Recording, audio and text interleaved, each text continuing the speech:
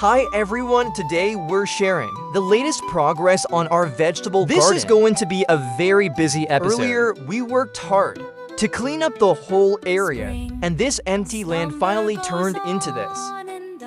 The materials for our raised beds have all been decided too. Everywhere the singing of birds is heard. Last night came the sounds of wind and rain. Who knows how many flowers. The first batch of materials to arrive was mainly for the raised bed base. It helps level the bottom, improves drainage, and more importantly, it prevents the wooden beds from touching with soil directly, which helps them last longer. We bought two types, a finer one and a coarser one to use together. Everywhere the singing of birds is heard. Last night came the sounds of wind and rain.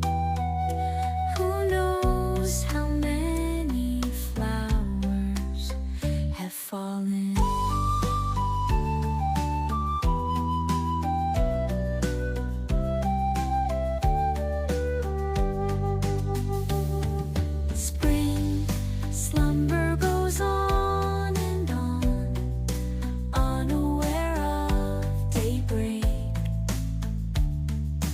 Everywhere the singing of birds is heard. Last night came the sounds of wind and rain. Who knows how many flowers have fallen.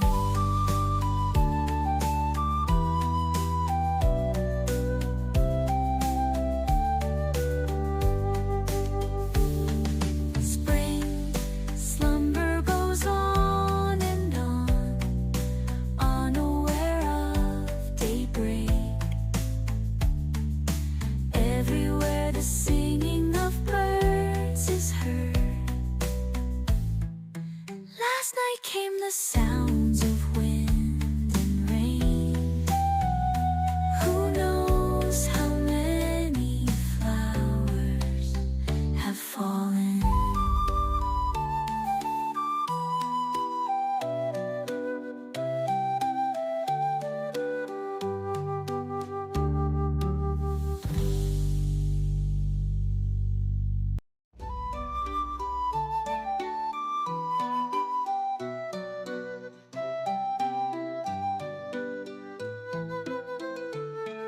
Spring, slumber goes on and on, unaware of daybreak.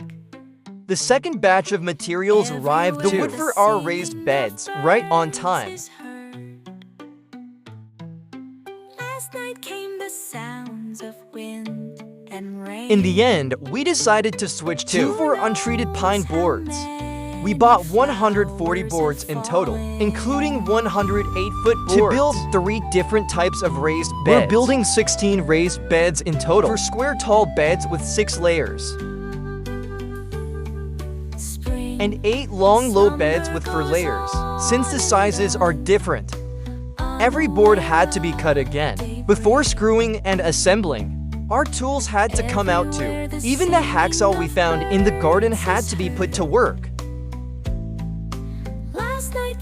Mr. Bear here is also working with wood for the first time, and he basically taught himself. We decided to start by making 1 tall square bed.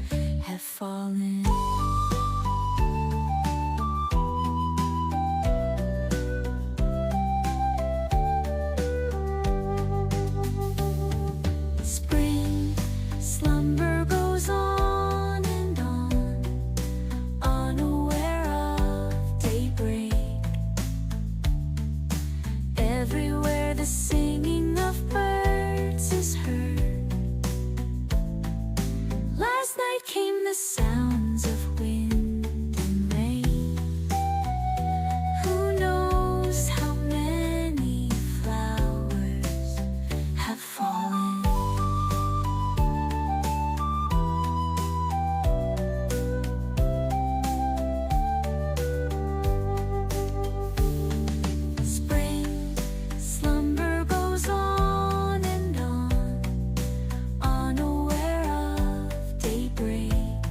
I really like this edge here. This trim looks so nice. And on both sides, you can lean on it and it still feels stable. The weight stays centered, so it's really comfortable. The very first raised bed we built by hand was finally born, and honestly, it turned out pretty well with the second, third, and fourth one. In the end, all the square beds were completed smoothly. Next came the tall rectangular beds, mainly built with the 8-foot boards. We're making 4 of them and placing them on both sides of the garden.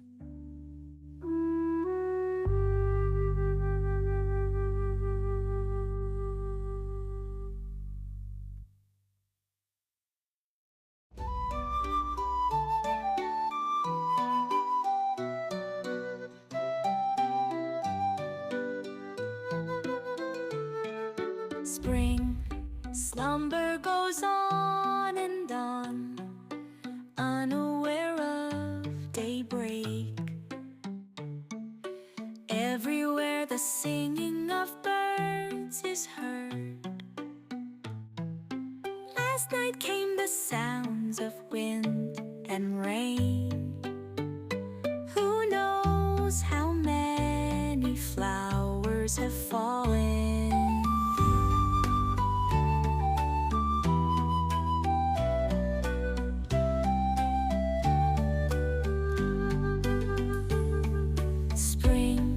Slumber goes on and on, unaware of daybreak.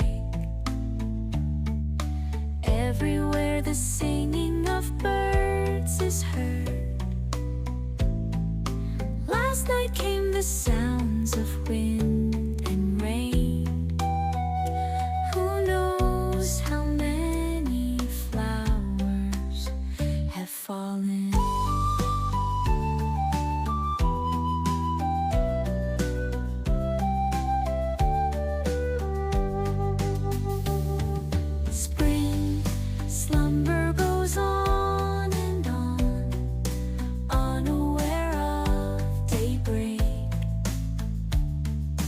Everywhere the singing of birds is heard. Last night came the sounds of wind and rain. Who knows how many flowers have fallen? And finally, we built 8 long, low-raised beds. By the time we got here, we were feeling very confident. Slumber goes on and on, unaware of daybreak. Everywhere the singing of birds is heard. Last night came the sounds of wind and rain. Who knows how many flowers have fallen?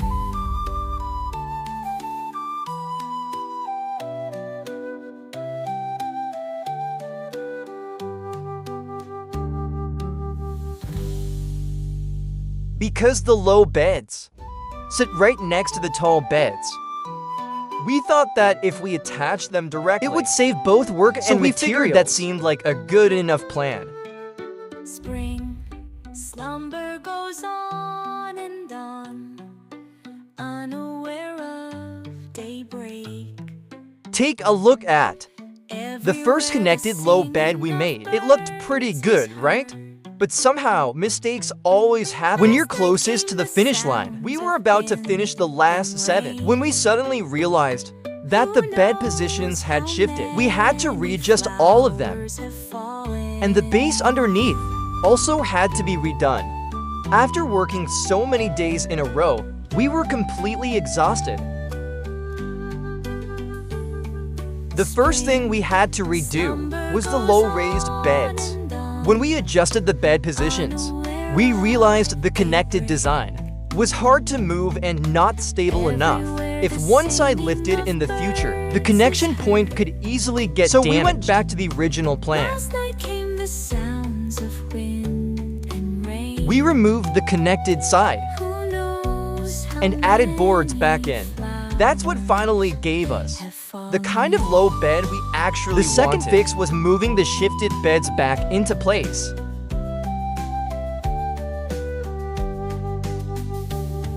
Spring slumber goes on and on. But the empty gaps underneath also had to be filled again with gravel to keep the base level. The singing of birds is heard. Last night came the sounds of wind and rain. Who knows how many flowers have fallen?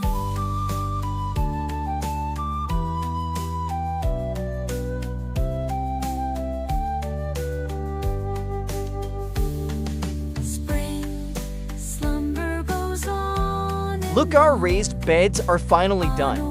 These 16 raised beds used more than 230,600 screws, and the two of us spent 9 full days cutting, screwing, and building everything by hand. last night Just came the imagining this sound place in the future, filled with vegetables, fruits, and flowers, Flowers. with a dining table in the middle of the Already garden, makes makes all the hard work feel worth it. I'm really glad. have We finally fallen. decided to transform this garden. We're one step closer now to having our own endless supply of homegrown vegetables. Hopefully one day, we'll be able to move the dining table into the middle of the garden with more vegetables than we can eat. That would be amazing. Speaking of vegetables, the seedlings we started in our temporary mini greenhouse have also been growing really well. Most of the first batch has already been transplanted into larger After transplanting. The seedlings started growing fast, changing a little every single day. In mid-April, I started a second batch of seedlings, mainly different kinds of melons and gourds. Since cucurbit seedlings grow larger, I sowed them directly into larger so they cups. wouldn't need a second transplant later and would also have enough space for their roots to develop properly.